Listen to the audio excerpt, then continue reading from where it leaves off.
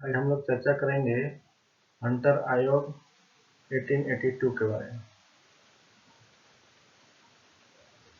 भारत पर east India company के शासन में प्रत्येक 20 वर्ष के बाद कंपनी के आज्ञा पत्र के नवीनीकरण के लिए ब्रिटिश संसद में जाता था।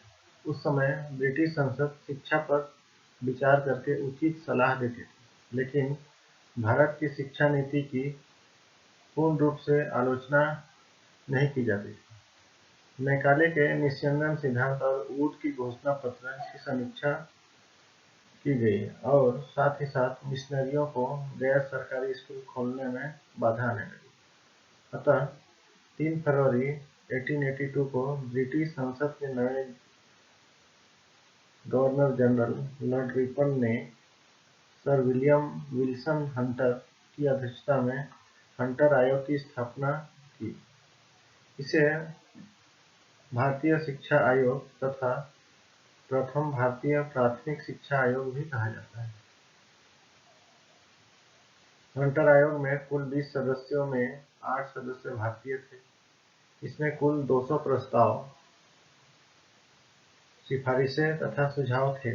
इस आयोग की रिपोर्ट 1883 में 700 से अधिक पृष्ठों की सरकार के सामने प्रस्तुत की। इस आयोग का कार्य केवल प्राथमिक और माध्यमिक शिक्षा के विकास की समीक्षा कर सुझाव प्रस्तुत करना था।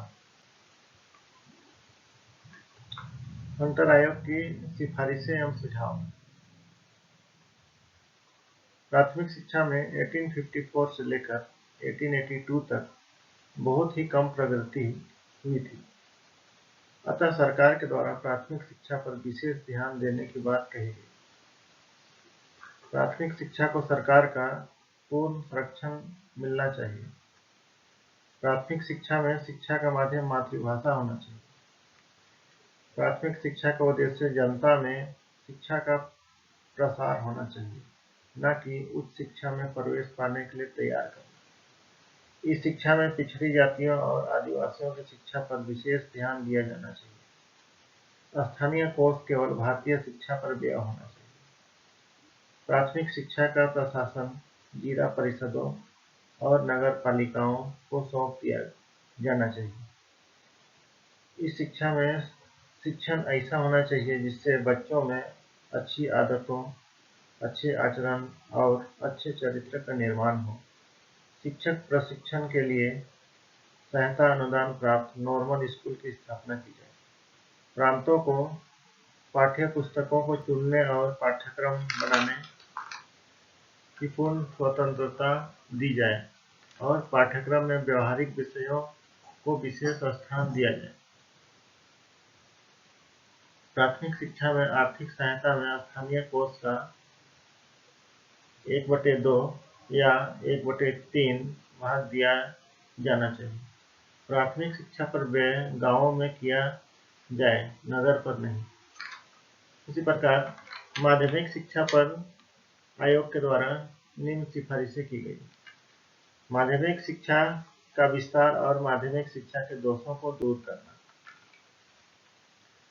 सरकार माध्यमिक शिक्षा का विस्तार सहायता अनुदान प्रणाली के द्वारा करे।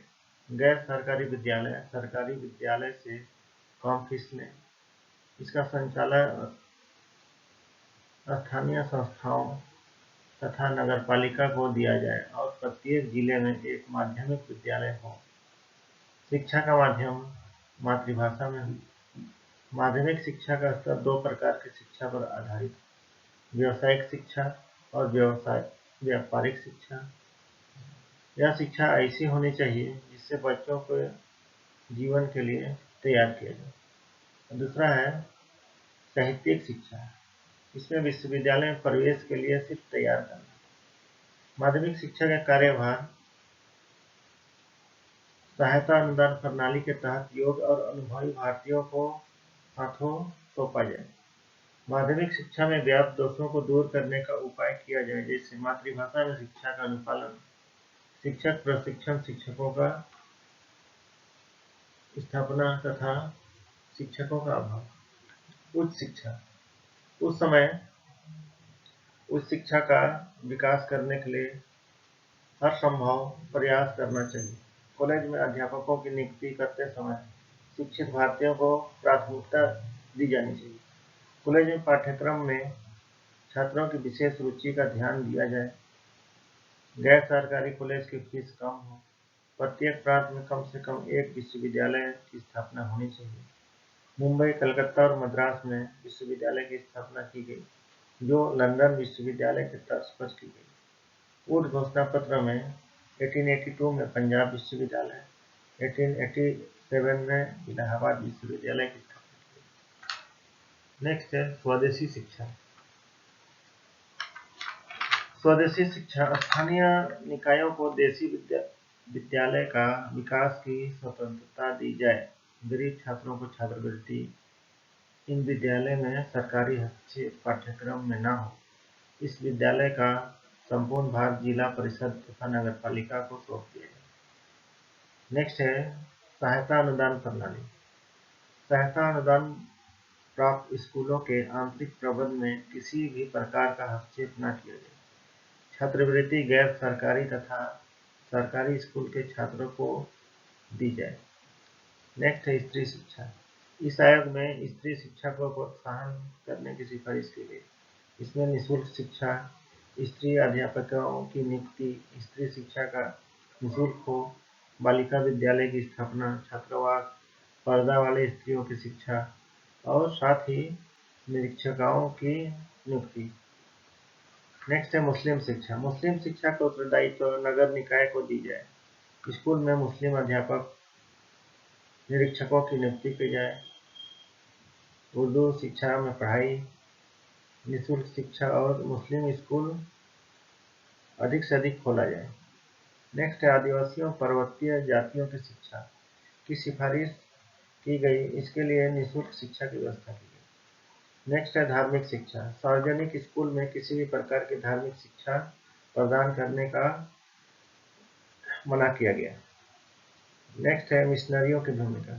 शिक्षा का कार्य केवल मिशनरियों पर नहीं छोड़ा जा सकता, विशेषकर उस शिक्षा के लिए तो बिल्कुल नहीं। अतः हंटर आयोग में देखा जाए तो यह भारतीय शिक्षा पर विशेष ध्यान दिया गया।